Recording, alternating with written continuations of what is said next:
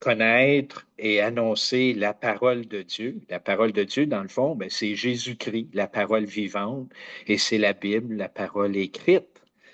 Nous avons vu la semaine dernière que Paul a débuté sa lettre aux croyants de Colosse en exprimant sa gratitude pour leur foi, leur espérance et leur amour. Paul est reconnaissant parce qu'il sait qu'ils ont entendu l'Évangile et qu'ils y ont répondu par l'Esprit. Et c'est sur cette base que Paul prie maintenant pour que ses croyants grandissent en connaissant davantage Dieu afin qu'ils puissent marcher d'une manière digne du Seigneur, une manière assimilée à porter du fruit dans tout ce qu'ils font, dans tout ce que nous faisons en réalité. On peut tomber dans le piège de penser qu'une fois que nous avons notre théologie, c'est-à-dire notre connaissance de qui est Dieu raisonnablement claire, nous pouvons aller de l'avant sans avoir besoin de Dieu. Mais en suivant l'approche de Paul, c'est qu'une fois que nous parvenons à savoir qui est Dieu en Jésus-Christ, ben, nous sommes sur le chemin de grandir en le connaissant davantage. C'est le fruit que nous devons porter dans notre marche avec le Christ. Dieu est descendu en Jésus-Christ pour nous élever à le connaître de la même manière que le Fils connaît le Père. Après cette introduction, Paul aborde l'aspect que c'est le Christ qui est le centre de notre salut et de notre rédemption. Puis il va rappeler les 3 points suivants que nous allons voir au cours du message d'aujourd'hui. Bien, premièrement, qui est Jésus? Deuxièmement, ce qu'il a fait. Et troisièmement, que sommes-nous en relation avec lui? Bien, le premier point, qui est Jésus? Bien, Paul élabore 3 caractéristiques principales de Jésus. En premier, bien, Jésus est le Créateur. C'est ce que nous voyons dans les versets 15 à 17 que nous venons de lire. Paul explique la vérité de la relation que Jésus entretient avec sa création. Il dit au verset 15, il est l'image du Dieu invisible, le premier-né de toute la création. Dans l'Écriture, le terme premier-né ne réfère pas à l'ordre dans le temps, mais plutôt au statut. Jésus n'est pas le premier être créé puisqu'il est lui-même le créateur de toutes choses.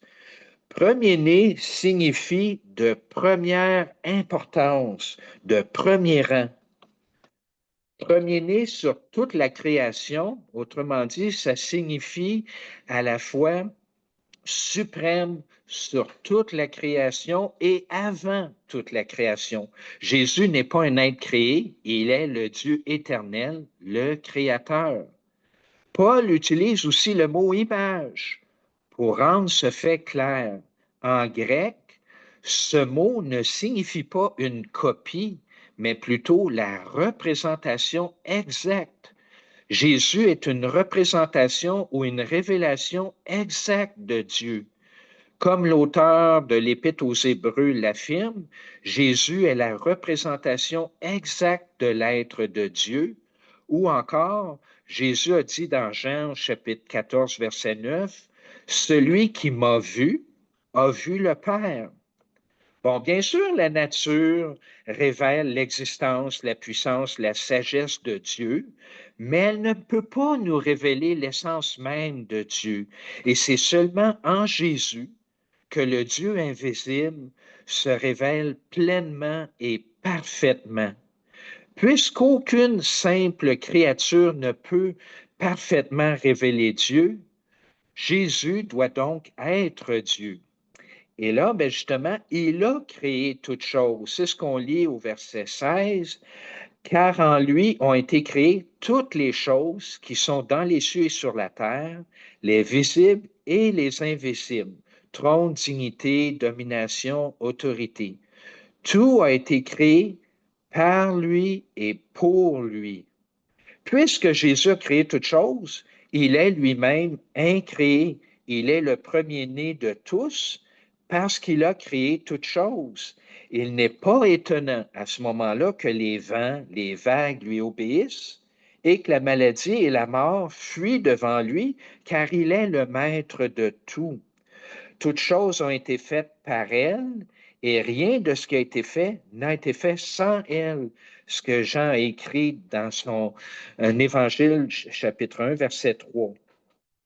Cela inclut toutes les choses qui sont dans le ciel et sur la terre, invisibles et visibles.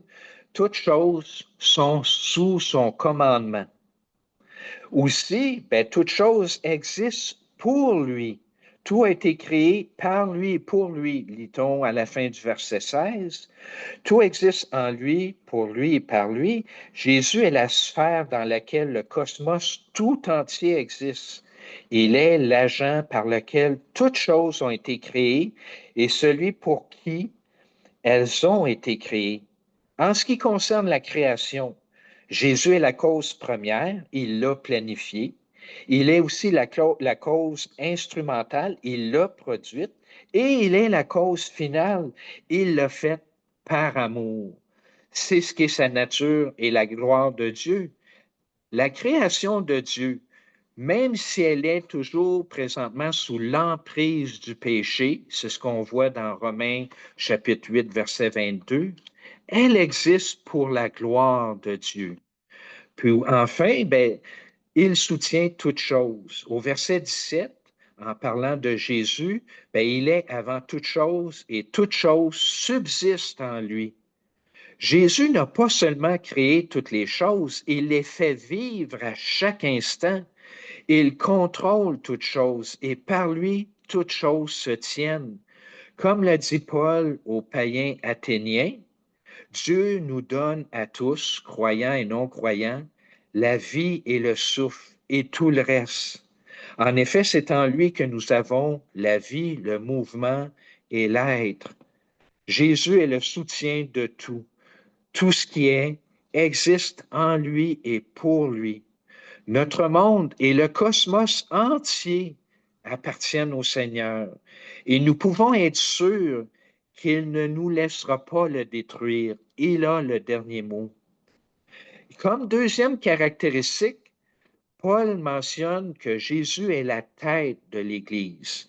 Au verset 18, nous lisons, il est la tête du corps de l'Église. Il est le commencement, le premier-né d'entre les morts, afin d'être en tout le premier. Paul insiste sur le fait que Jésus est l'être suprême, le seul chemin vers Dieu. Il est la tête du corps, l'Église, et dans l'usage grec, être la tête signifie la source, l'origine. Paul appelle également Jésus le commencement, ce qui nous indique que Jésus a la priorité dans le temps et qu'il est l'origine de l'Église. Jésus donne la vie à son corps, il le nourrit et le purifie. Jésus est tout pour nous. Jésus n'est pas seulement le chef de l'Église en ce sens qu'il est le Seigneur, mais il est aussi la source de vie de l'Église. L'image du corps et de la tête indique justement la relation intime que Jésus entretient avec son Église.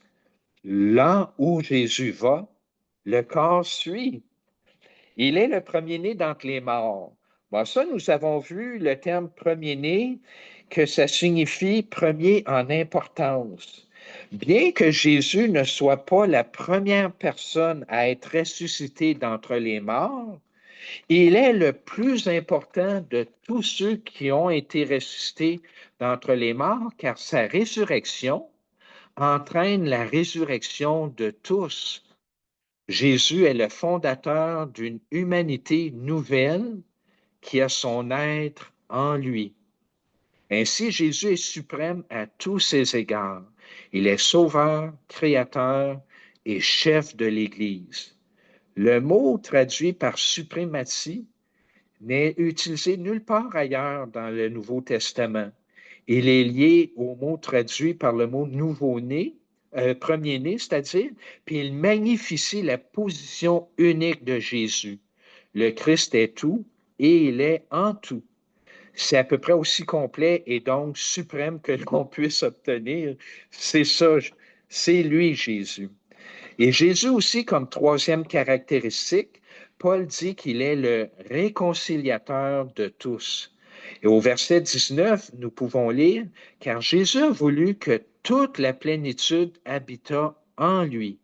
Il a voulu par lui réconcilier tout avec lui-même, tant ce qui est sur la terre que ce qui est dans les cieux, en faisant la paix par lui, par le sang de sa croix.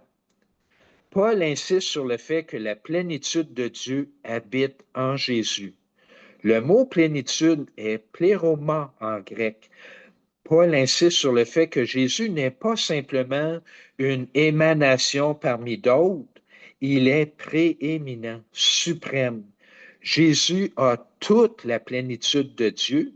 Cette plénitude habite en lui, ce qui signifie qu'elle réside en permanence en lui. Ce n'est pas quelque chose d'ajouté ou de temporaire, car en Christ, toute la plénitude de la déité habite sous une forme corporelle. Et ce Jésus, qui est pleinement Dieu depuis l'éternité, s'est fait chair par l'incarnation dans notre temps et notre espace. En tant que Dieu dans la chair, donc Dieu en union avec sa création, il a réconcilié toutes choses avec Dieu. Ce que Paul veut dire, c'est que cette réconciliation se produit en Jésus et qu'elle implique ce qu'il a déjà fait. Comme nous le dirions, c'est une affaire déjà réglée. Et seul celui qui est le créateur et le soutien de tout peut justement accomplir la réconciliation de tout, y compris ce qui est sur la terre et tout ce qui est dans les cieux. Cette réconciliation implique de faire la paix. L'inimitié, la séparation entre Dieu et sa création à cause du péché, elle a été remplacée par la paix en Jésus. Puis en Jésus, l'inimitié est supprimée, la brèche est refermée, la paix est rétablie. En Christ, toute l'humanité et aussi toute la création est réconciliée avec Dieu. Jésus est vraiment suprême. Il est le Créateur, le soutien de tout, et par son incarnation, il est entré et est devenu un avec sa création. Et dans et par cette union, il a accompli la réconciliation de toutes choses avec Dieu. Jésus est Dieu, le Créateur, le soutien de tout, dans une chair humaine. Ainsi, lorsqu'il est mort sur la croix, toute l'humanité est morte avec lui. Et lorsqu'il s'est relevé du tombeau, c'est toute l'humanité qui s'est relevée avec lui. Jésus a fait ça avec et pour nous tous. C'est un fait accompli. Et maintenant, justement, on arrive au deuxième point, ce que Jésus a fait. Et Paul dit au verset 21 à 23, « Et vous, qui étiez autrefois étrangers et ennemis par vos pensées et vos mauvaises actions, il vous a maintenant réconciliés par sa mort dans le corps de sa chair pour vous faire paraître devant lui saint, irrépréhensible et sans reproche, si du moins vous demeurez fondés et inébranlables dans la foi, sans vous détourner de l'espérance de l'Évangile que vous avez entendu et qui a été prêché à toute créature sous le ciel, dont moi, Paul, j'ai été fait ministre. » Bon, Paul ici exprime une longue pensée continue dans ces versets qui sont tous reliés par ce que nous appelons aujourd'hui des clauses de soutien et des participes de liaison. Nous référons à cela comme à une phrase interminable typique de Paul qui est remplie d'une profonde perspicacité théologique. Mais avez-vous remarqué comment Paul en fait une affaire personnelle? Son adresse est directement à vous. La première chose qu'il dit n'est pas une parole d'affirmation ou de flatterie, mais une véritable évaluation de notre situation difficile. Une évaluation à laquelle Paul peut s'identifier après s'être retrouvé face à face avec le Seigneur sur le chemin de Damas, compte tenu de tout ce qui a été dit auparavant. Paul parle maintenant de notre aliénation, notre hostilité et notre mauvaise orientation. Lorsque nous parvenons à savoir qui est Dieu tel qu'il est révélé en Jésus, ben nous cessons de craindre tout ce qui est contre nous dans ce monde, y compris notre propre rébellion pécheresse contre le Créateur de tout. Nous pouvons en venir à confesser ou à être d'accord avec l'évaluation de Paul de notre état déchu, ainsi que de notre besoin de salut. Et nous avons un tel salut en Jésus-Christ. Il a accompli l'œuvre de réconciliation dans son corps de chair, nous plaçant sur une base toute nouvelle d'être saints et irréprochables devant lui. C'est une nouvelle réalité stupéfiante à saisir, à tel point que Paul sait qu'il doit ajouter le qualificatif que nous devons persévérer dans la foi et prendre position encore et encore sur l'espérance qui nous est offerte dans la bonne nouvelle de Jésus, qui est la parole vivante. C'est à cette fin que Paul voit son ministère. Cela peut nous donner un assez bon indice sur un objectif que nous avons dans l'Église, la parole de Dieu. C'est pourquoi tout ce que nous faisons dans nos rassemblements de culte doit être fondé sur la parole écrite qui pointe vers la parole vivante et en découler. Cette bonne nouvelle doit être annoncée au monde, non seulement par le témoignage de l'Église, mais les uns aux autres en tant qu'adorateurs qui composent cette Église. Combien de fois saisissons-nous l'occasion de nous encourager les uns les autres avec l'espérance que nous avons en Jésus-Christ? Comme Paul, c'est notre ministère principal.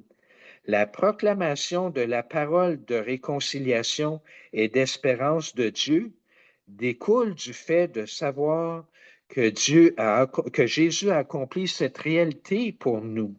Nous ne sommes plus esclaves de nos esprits aliénés et hostiles. Nous sommes libérés de notre penchant pour les mauvaises actions et libérés pour nous réconcilier et vivre des vies saines et irréprochables au-delà justement de tout reproche. C'est la vie de foi, d'espérance et d'amour dont Paul a parlé dans son introduction. Nous ne le voyons peut-être pas encore pleinement dans nos vies, mais nous vivons dans l'espérance certaine que Jésus achèvera ce qu'il a commencé. Nous lui faisons confiance en tant que premier-né d'entre les morts pour nous amener pleinement dans la nouvelle vie de résurrection qu'il a pour nous. Sur la base de qui est Jésus, Paul l'a illustré justement sur la base de ce que Jésus a fait pour nous. Maintenant, Paul va dégager les implications de ce que nous sommes en relation avec lui. Nous arrivons justement au point 3. Qui sommes-nous en relation avec Jésus? Nous sommes unis à Jésus-Christ et c'est sa vie d'amour qui s'exprime à travers nos paroles et nos actions. Dans les versets 24 à 28, Paul écrit, « Je me réjouis maintenant dans mes souffrances pour vous. Et ce qui manque aux souffrances de Christ, je l'achève en ma chair pour son corps qui est l'Église. C'est d'elle que j'ai été fait ministre, selon la charge que Dieu m'a donnée auprès de vous, afin que j'annonçasse pleinement la parole de Dieu, le mystère caché de tout temps et dans tous les âges, mais révélé maintenant à ses saints, à qui Dieu a voulu faire connaître quelle est la glorieuse richesse de ce mystère parmi les païens, à savoir Christ en vous, l'espérance de la gloire. C'est lui que nous annonçons, exhortant tout homme et instruisant tout homme en toute sagesse, afin de présenter à Dieu tout homme devenu parfait en Christ. Paul commence par mettre en perspective le fait que les souffrances qu'il a endurées sont d'une certaine manière liées aux afflictions du Christ et que les deux sont pour le bien de l'Église. Cela témoigne de la grande valeur que Jésus a placée en nous. Il n'y a rien qu'il ne fasse pas et qu'il n'a pas fait pour sauver son peuple. Ceux qui sont appelés à proclamer son nom aux autres reflètent ce service coûteux. Pour Paul, cet appel est un motif de reconnaissance. Un rôle central de cet appel est de faire connaître pleinement la parole de Dieu. Une parole que Paul appelle un mystère caché pour les siècles et les générations, mais ce mystère n'est pas destiné à rester secret. Il est annoncé aux païens, ce qui est une autre façon de dire à tous. Et quel est ce grand mystère annoncé? Bien, celui qui est l'image du Dieu invisible, celui qui est le premier-né de toute la création, celui qui est le chef de l'Église, celui qui a existé pour toute l'éternité avant la création, et celui qui a créé tout ce qui existe, celui qui tient toutes choses ensemble, bien, c'est Jésus qui est en nous. C'est l'espérance de gloire que nous devons annoncer à tous. Et remarquez que cette proclamation comprend à la fois l'avertissement et l'enseignement. La réalité de Christ en nous change tout. Aller à l'encontre de cette réalité, c'est se défaire nous-mêmes et c'est passer à côté du grand but de gloire pour lequel Dieu nous a créés. Et en raison du poids de cette réalité, ben oui, il y a des avertissements sévères tout au long des Écritures pour ne pas aller à l'encontre de celle-ci. Nous proclamons le Christ, avertissant et enseignant en toute sagesse, afin de présenter à tous ceux qui mûrissent en Christ. En tant qu'Église, nous devons continuer à grandir dans cette réalité.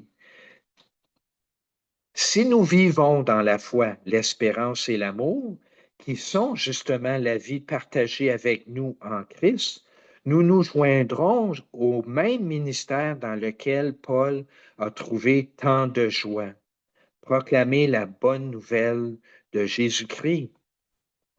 Lorsque nous regardons comment Paul a répondu aux questions, qui est Jésus, qu'a-t-il fait et qui sommes-nous par rapport à lui, ben, nous ne posons pas vraiment de questions sur ce que nous devrions faire. Il est sous-entendu tout au long que la réponse appropriée à cette réalité est de vivre de plus en plus dans la réalité. Christ est uni à nous.